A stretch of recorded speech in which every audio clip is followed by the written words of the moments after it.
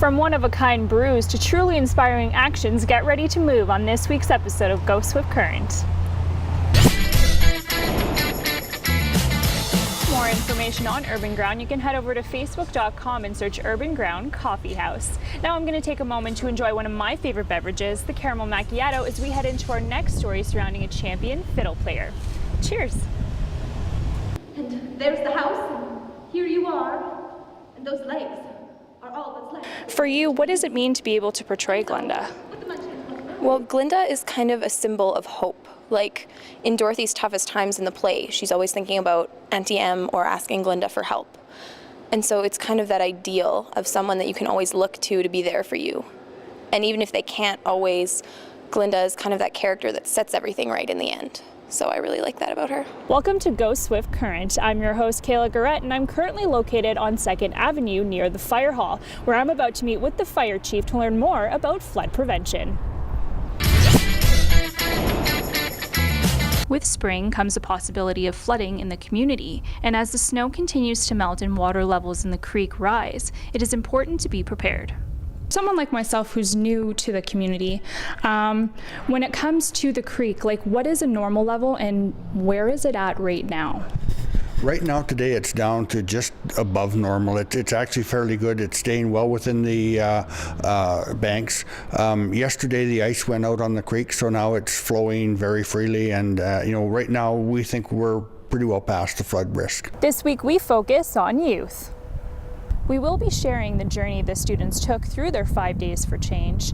But right now, I would like to introduce you to Megan Flemings, a teenager that has come face to face with homelessness more than once. Here is her story.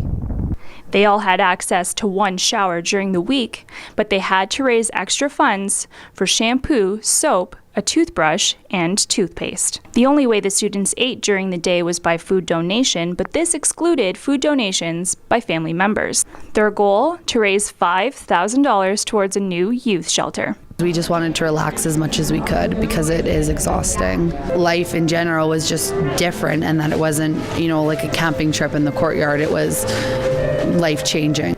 The question that remains, did they reach their goal? $14,600. Information on the Broncos and their playoff standing, make sure to head to their website at www.scbroncos.com. It's now time to introduce you to singer-songwriter Alex Vicia. scrobotics.ca, that's the website you can check out to find out more about the team, as well as to find out where they will be making their next appearance around town. And speaking of around town, some great events coming up, so let's take a look at this week's community calendar.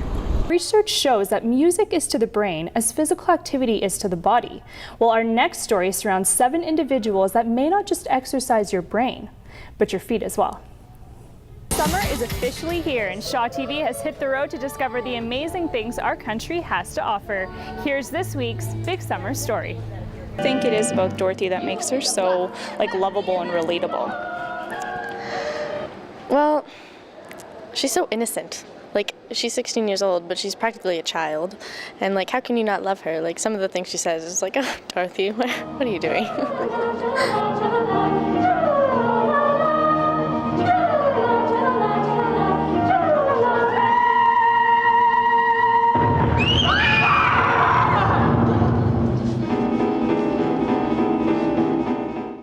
That's it for this week's episode of Go. Do you have comments or ideas for our show? We want to hear from you. Email us at scshawtv@shaw.ca. I'm your host, Kayla Garrett, and I'll see you next week.